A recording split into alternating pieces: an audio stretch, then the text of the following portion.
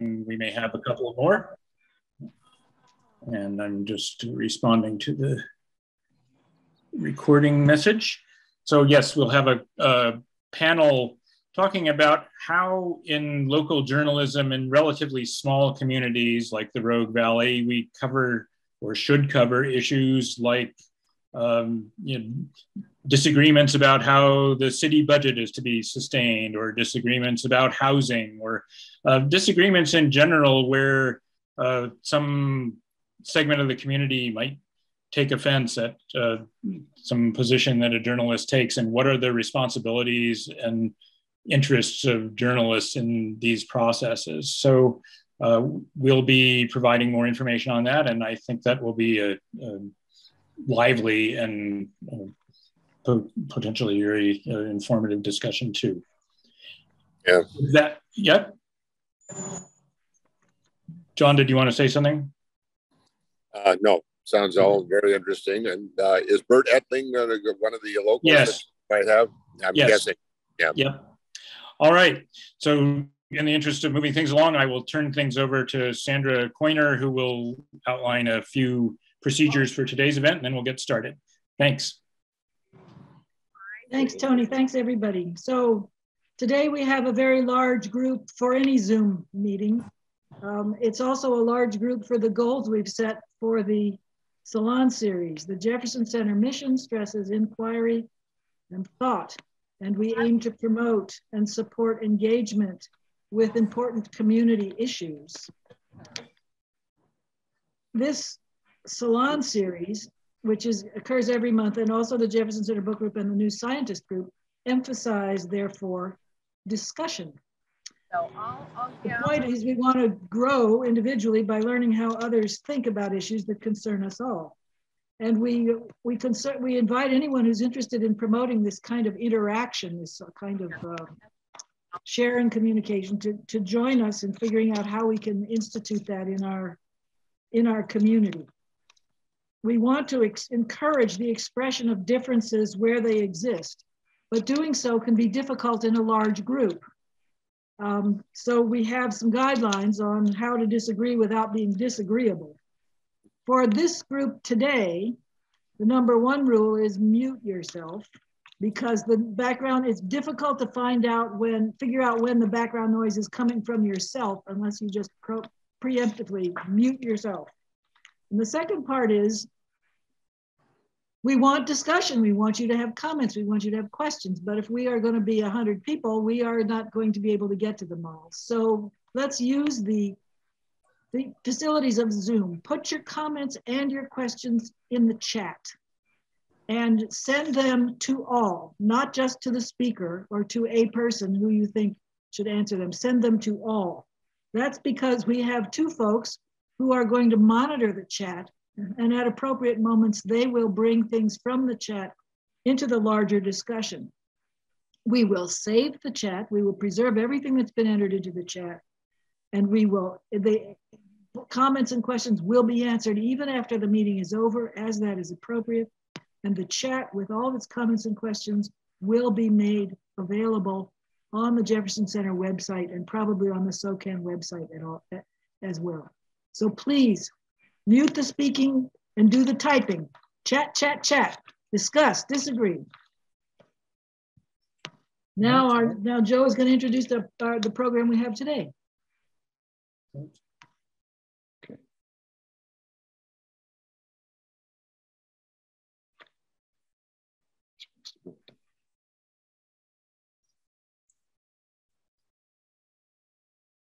Joe, you should unmute. I've muted everybody. Okay. Okay, thank you.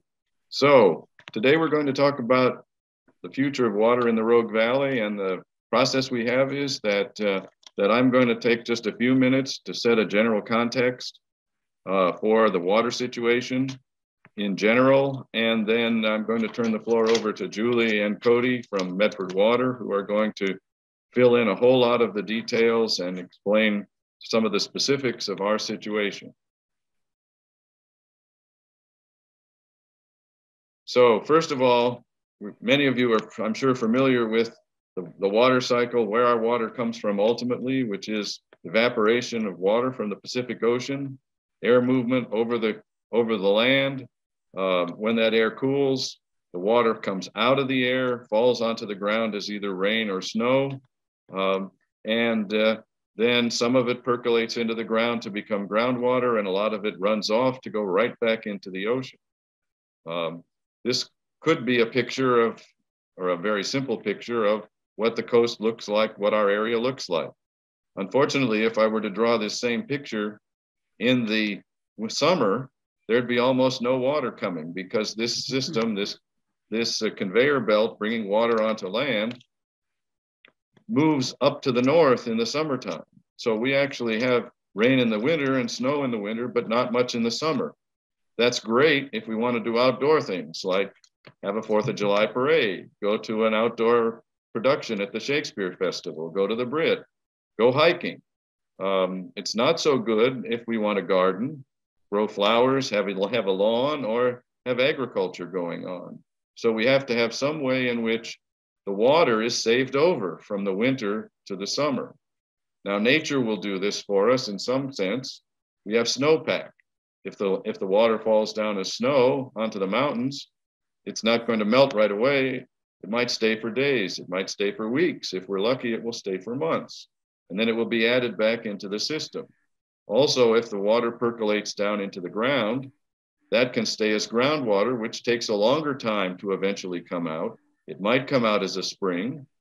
We know that many of our rivers, our local rivers, are spring fed, the Rogue River, the Wood River, and we know of Big Butte Springs, which is one of the areas where the water comes out from the groundwater. The disadvantage is, of course, if it stops raining, and if we get less water, less snow, then all of these inputs go down, and so we have less water over time. We also have human storage, big and little reservoirs that we use to put the water in. Again, if thanks to climate change, our precipitation balance changes so that we have lots of rain, not much snow, all that water is trapped in the reservoirs. They fill up right away, and then we have to live off whatever's there for the whole rest of the summer. Not a very good scenario, making lots of trouble for Julie and Cody. Lastly, before I turn it over to Julie, I just wanted to talk very briefly about the pattern of what use of the water, how we treat it, how we take care of it. And I found this nice diagram. You can see the source there. But we have the water supply, which could be the Rogue River, could be Ashland Creek, could be Big Butte Springs. That goes to a water treatment plant to the drinking water system. We use most of that, but a lot of it ends up in the wastewater and right back into the river again. We need to be careful that we don't take all the water out of the system and don't put it back in the river, because in some cases we need that treated wastewater to go back into the rivers. I've also added to this diagram a couple of outflows of water from agriculture through the irrigation districts. Also in our own homes and yards, we like to water our lawn, use our garden. In most cases, we're using treated drinking water for that use if we don't happen to live on an irrigation canal. And so we have that use of our water. And we also need to have a certain minimum amount of water in our system in case we have a fire in the town, because we have to use that water for the fire departments to use. And in many of these cases, like agriculture and watering our lawn, that water doesn't necessarily make it back into the stream system. And the last thing I've added to this diagram is at the end of the stream, I put fish and other, because we have to keep water into the stream for fish. And if, for example, we take all the water from the Rogue River in Medford, there's none left for Grants Pass. That would not make us very good neighbors. So we have to think of all these pieces of how we use the water when we think about the ways in which we can react to changes in the water supply that might be caused by climate change. Now it's my pleasure to turn things over to Julie Smitherman, Water Efficiency and Customer Service Manager at Medford Water, and Cody Scoggins, Water Efficiency Coordinator at Medford Water. So I'm going to stop sharing and Julie's going to start sharing, and we'll move right along. Okay, thank you, Joe. Let's get that shared. Everyone see the presentation? Yes. Great. Yes. Excellent. Okay. Yes. Thank you. All right. So thank you, Joe, for that introduction. And today, like he said, we're going to go over some of the ways we use water, the different sources in the valley, and then ways we can be more efficient with those sources. So we'll just dive in here because we've got a good 40-minute program here. So here we go. Okay, so Joe just went over this, but ways we use water, particularly here in Southern Oregon. Now, we have a lot of agriculture in our area, livestock, many small farms, orchards, vineyards, and so much more that we've seen in the last couple of years. We also have rural domestic use, being groundwater, which is not always reliable, given the geology in our area. We have municipal supplies, so drinking water and wastewater treatment, water for recreation, tourism, going skiing, fishing, boating, swimming. We all enjoy doing those things, but if we don't have water, then it makes it very difficult to do those things. And then in stream, we need water for the fish, for the riparian areas. We're very well known for our lakes and rivers and forests in this area. And then there's also other uses of water, hydro. In fact, Ashland has hydroelectric, and about 5% of their energy is produced by hydroelectric. Industrial, and also we need water for wildlife. So how do we make sure that everyone has the water that they need? We will talk a little bit about water rights. Now, the Oregon Water Resources Department manages the waters of the state. And so water rights in Oregon, the way it works is the first in time is the first in right. So that's called a priority date. And that determines who can use the available water. And so if there is a shortage, then the person or the entity that has the oldest water right gets to take that water first. And now the water must be used for a beneficial purpose without waste. And now that term beneficial use has come under scrutiny in the last couple of years. But also the water right stays with the land. The governor can declare a drought emergency for the area. And this drought declaration can prioritize human use and stock watering regardless of priority date. It also lessens permit times, application time. So really it's definitely makes it easier so that you can get resources. Wells, we have a lot of wells in our area, mostly small agricultural and rural homes. And there's a couple different water rights that you can have. You can have a domestic water right, which is just for your home and about half an acre around your home, or you can have an irrigation water right to water larger than a half an acre. Groundwater in our area is not always reliable for large scale. There is some over appropriation, and there are some areas of that are considered critical groundwater areas. So areas that are decreasing. We have some weather and water trends here. We'll just go through this. Typically, we receive about 18 inches of water per year. The past few years, we've been well below normal. We get little summer precipitation, as Joe was talking about, and we rely heavily on our snowpack for our water resources to get us through the summer months. It's kind of like a bank account. We save it naturally up in the mountains until we need it, and it acts as a natural storage, typically. But we've had more frequent drought. We've had heavier rains, less snowpack, warmer temperatures. We've had earlier snow melts in the season. That then gives us drier soils. We have higher evapotranspiration. We've even experienced some longer summers. So it seems like the summer just keeps going and going. And that has become more of a trend in the recent decade. And then that increases the need and the use of water. And so we've had compounding years of low precipitation and snow. And unfortunately, that's going to take a few years to recover from. It has been nice to see the precipitation, everything we've been getting recently, and it's put us in a much better position. However, it's still going to take time, especially for some of the irrigation district reservoirs to get back to where they were before. Those pictures really show what we see in a normal May, and I put quotations because what is normal normal May, and that is a picture of May 2015. Everyone might remember what we experienced back in 14 and 15. We were not that bad this year, not as bad as far as snowpack goes. However, we didn't get as much as we needed in January, February, and March.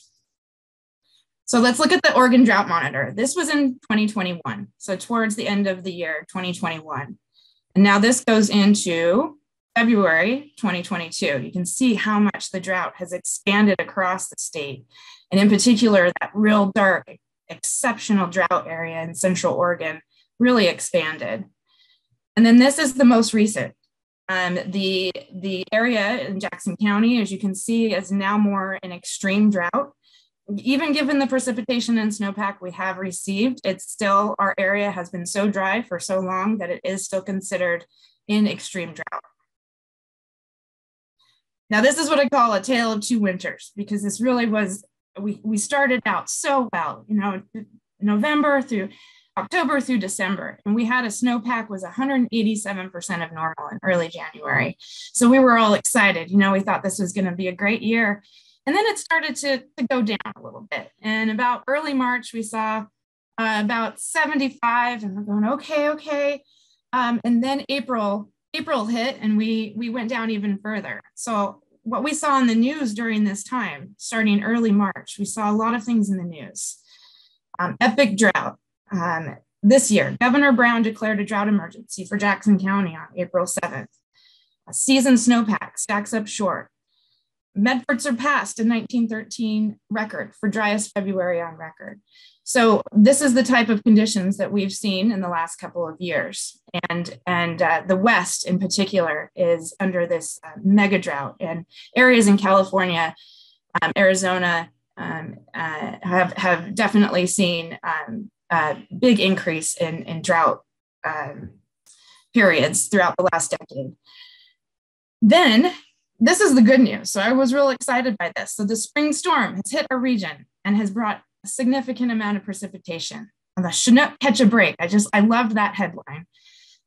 Recent rains have really shot the Rogue Basin's water production up just recently. Big jump in snow depth at Crater Lake. So in about the beginning, second or third week of April, we really started to get a break from what we had been having in January, February, and March. And snowpack went up. This is snow water equivalent, so the amount of water that's held within that snowpack. And this was as of April 21st. Now, at the beginning of April, this was closer to about 60% of normal. So in the Rogue Umpqua area, you see there, that's showing our area and how much snow water equivalent we have.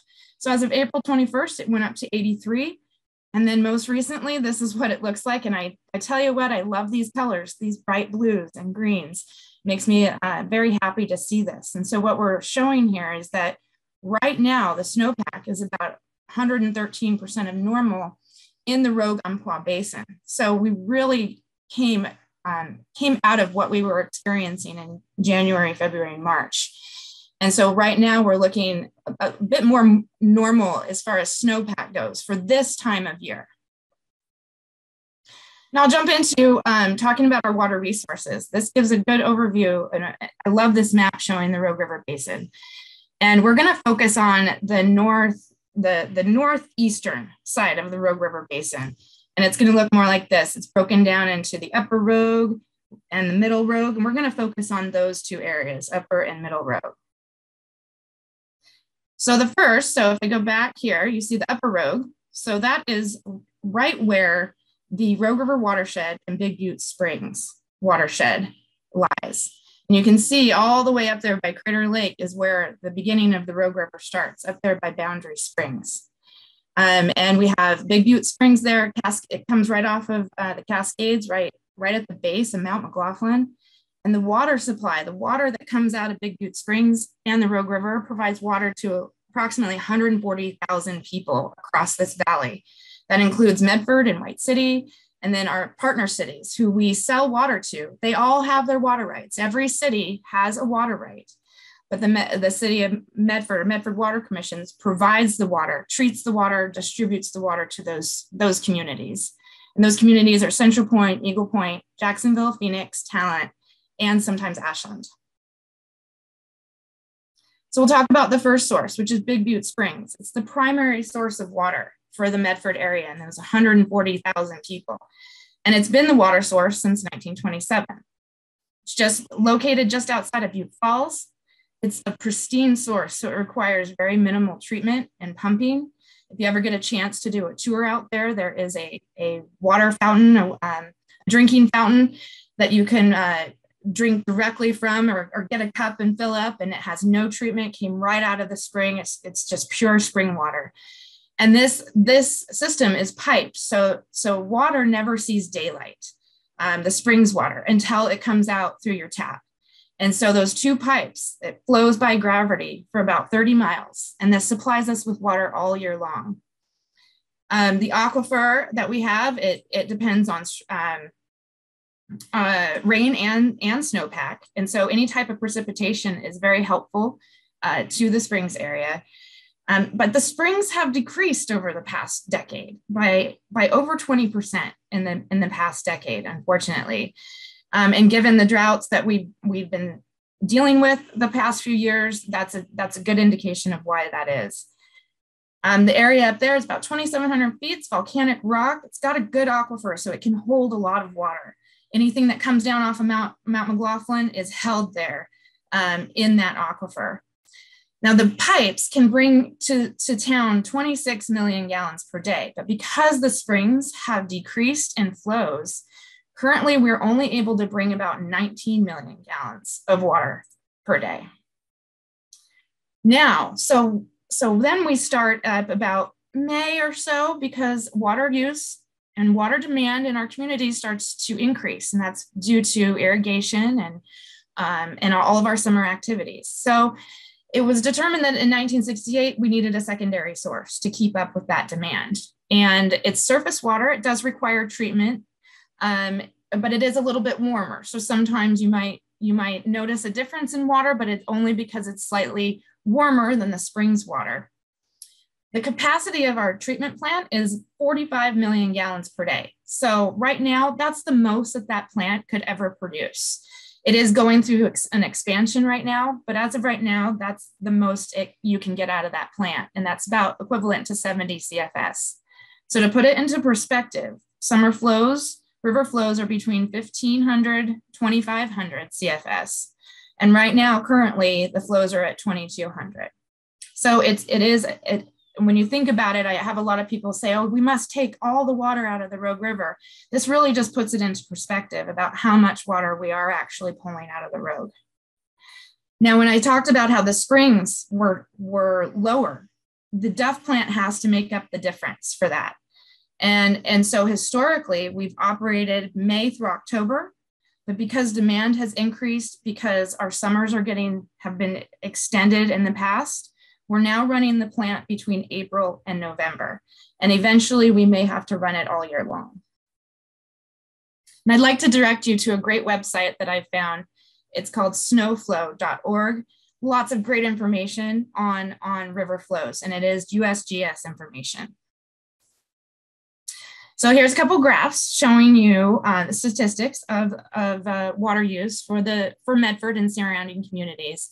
So the total from both sources, we have the ability to use we have capacity for 62 million gallons per day.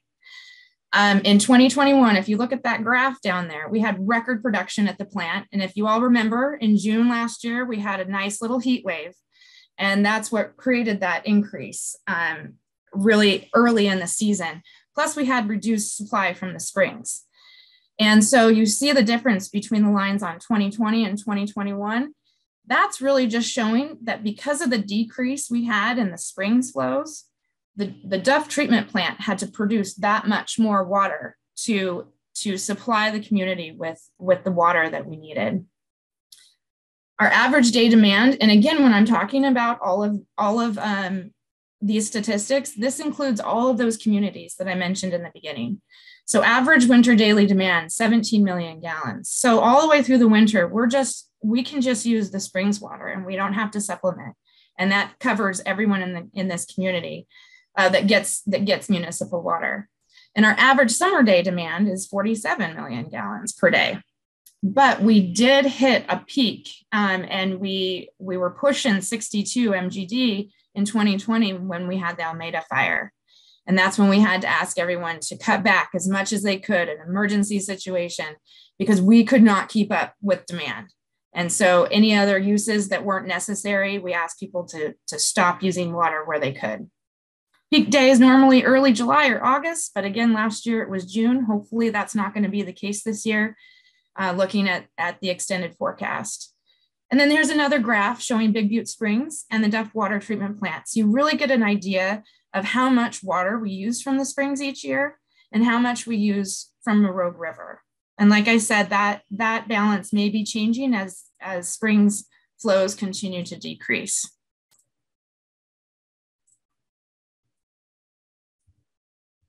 Okay, so this is showing the flows from Big Butte Springs. And that dotted line on the bottom shows the lowest stream flows that we've ever had. But it started to creep back up from this last month, April through May. All the precipitation and the snow that we received has really helped increase the flows.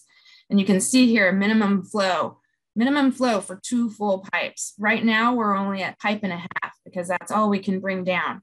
Once we get up past that red line, we can actually bring in more water. And so that's what we're shooting for. That's what we're hoping for. But we did get above average April precipitation, so that helped us. And Lost Creek Lake. So that is actually where the water, we have water rights. That's where it's stored, is in Lost Creek Lake. And early April, it wasn't looking too good. It was only 51% full. But luckily, we've had,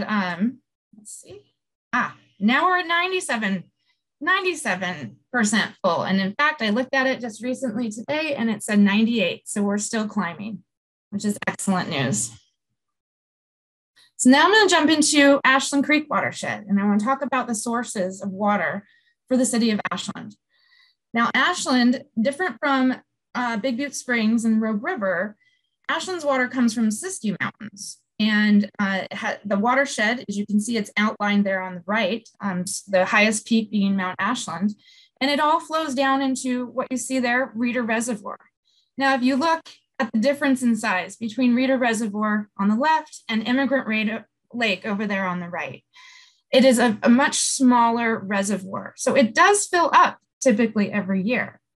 And we really depend on that snowpack as our summer storage, get us through the year. We have limited aquifer storage, so different geology than is in the Cascades. It's more fractured in Ashland, and so it's very hard to estimate how much water is actually being held because it's a different geology and it's not like the aquifer in the Cascades for Big Butte Springs. Now, this water is supposed to supply 21,000 people. And the Ashland Creek East and West Forks is what flows into Reeder Reservoir. So we really rely on the flows from those creeks coming down off of Mount Ashland and this side of Wagner Butte to fill that Reeder Reservoir.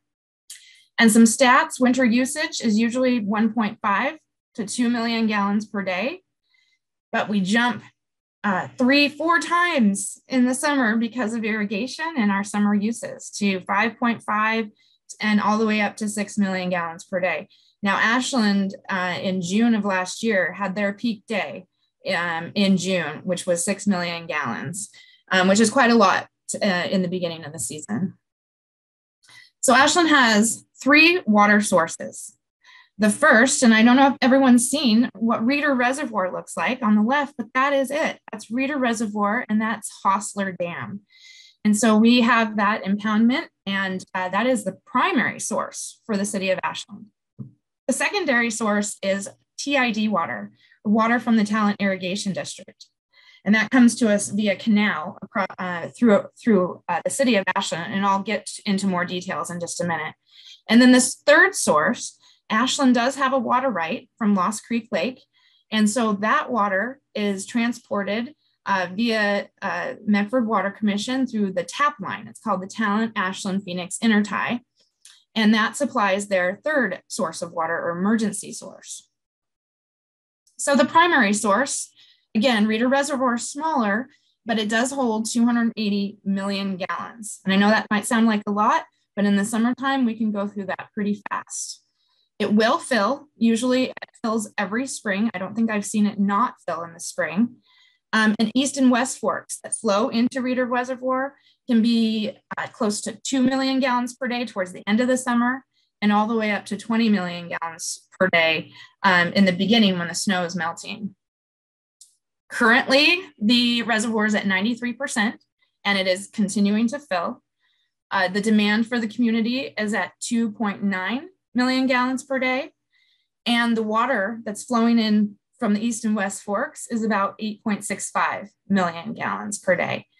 Now, I forgot to mention what the production is for Medford and all the surrounding cities right now, and we're about 27 million gallons right now. So we have started up the Duff treatment plant, and we are pulling water from Rogue River. So let's talk about Talent Irrigation District for just a second. This is a canal. It's you may have seen it in Ashland. It runs along the hillside. It's parallel to the city. It is used for irrigation. It's the primary use of irrigation for specific landscapes. Some people have a water right through TID. Others in Ashland pay the city of Ashland because the city of Ashland has the water right. And you see down here, water right is 446 million gallons, and that equates to roughly 2 million gallons per day. The source of this water actually comes from Howard Prairie and Hyatt Lake, and not Immigrant. It bypasses Immigrant. It is if we have to. So if Reeder Reservoir is not enough, if we don't have the inflows coming into the reservoir, filling it up, we have to start using talent irrigation water for drinking water. So if we can't keep up with if the supply is not keeping up with the demand, then we'll start pumping TID water to the treatment plant, and we treat it for drinking water standards. Now, this water source is typically only available May through September, but as a lot of you know, the last 2 years, TID has not been available for drinking water. It is still going to be available for irrigation purposes, irrigation of landscapes, but as we've heard, it may not take us through the whole season. But unfortunately, as we're talking about municipal water here, the city of Ashland is more than likely not going to be able to utilize any of the TID water for drinking. And again, this water source not connected to Immigrant Lake. So again, Talent Ashland Phoenix Intertie is the third supply, and it's considered the emergency water supply, although it's become more used in the last couple of years because we haven't had the TID water to use. And so as soon as our demand starts outpacing our supply from Reeder Reservoir, instead of going to TID, we're now going to tap. And we haven't had this very long. It finally got constructed in 2014, and we've only had to use it a couple times before that. We have a water right, and that is held in Lost Creek Lake. 325 million gallons. And again, that equates to about 2 million gallons per day in the summer. It's available year round if we needed it, but we have that 325 million gallons to distribute through the year. It is fully treated water because it comes through Duff treatment plant and is treated to drinking water standards, and then it's piped all the way through the valley, all the way to Ashland. And again, like I said, we'll likely use this year as our demand outpaces our supply. So here's a good picture of where all of these things live. You see Reeder Reservoir way up there, upper right corner. Over here on the left, you see Howard Prairie, Hyatt Lake. You see how that little dotted canal there, it says TID Canal. It doesn't go through Immigrant Lake. It bypasses it completely and comes into town. And then from where it says it links with Croson Reservoir, we never put it directly into a reservoir. It is pumped up to the treatment plant and treated there, and then distributed into the system. And then you can see all the tank reservoirs that exist throughout the community as well for storage. And then you've got the tap line coming in, and that water gets directed to the Granite Reservoir, which I'm sure you've all seen there up in the park, in Lithia Park. Really real old tank up there. It's got nice moss growing on it. But that is one of the older tanks in Ashland. And I want to point out that we now we have a water supply page, and we're going to be updating that with any news. So if you want to check out what's going on with the water supply, go to that link there that's listed. Lots of great information on our current supply. There is the PowerPoint that was just presented to council on May 2nd, all about this year's supply and the process that will be taken. And then the council communication is on there too. So Public Works Director gave a great presentation to the council about this year and the water supply. The goal is to stay within about 4.5 million gallons this year. So you heard me say earlier that we have peak at 6 million gallons per day. We want to try to keep that down to 4.5 million gallons per day. So how would anyone know what amount we're at?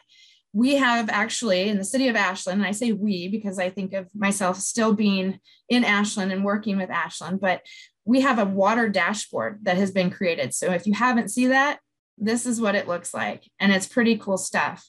It will show you up at the top, that is how full Reeder Reservoir is. And you can see that red line there. That's called the drawdown curve. And what that is showing is it's a good indicator. So when that graph starts to go below that red line, that means that we have to enter into we have to either do restrictions on water use or we start pumping tap. And so first we'll start pumping tap. As soon as that draws down below that red line, we will pump tap. And then if necessary, we will talk about voluntary water conservation and curtailment and go from there. But you can see there's a lot of really good stats here. This shows the plant production, and it's actually going to show up. I believe they're going to put it in red, yellow, and green to just show where we're at. And like I said, right now we're about 2.9 million gallons per day, and we want to stay right in that 4.5 million gallons per day. So I encourage you to check this out. This is a great dashboard, and it should be updated daily. Now, we talked about how snowpack wasn't so great. It started out great, but then it melted off quite a bit. So when I originally gave part of this presentation in the beginning of March, this year's snowpack was at 140.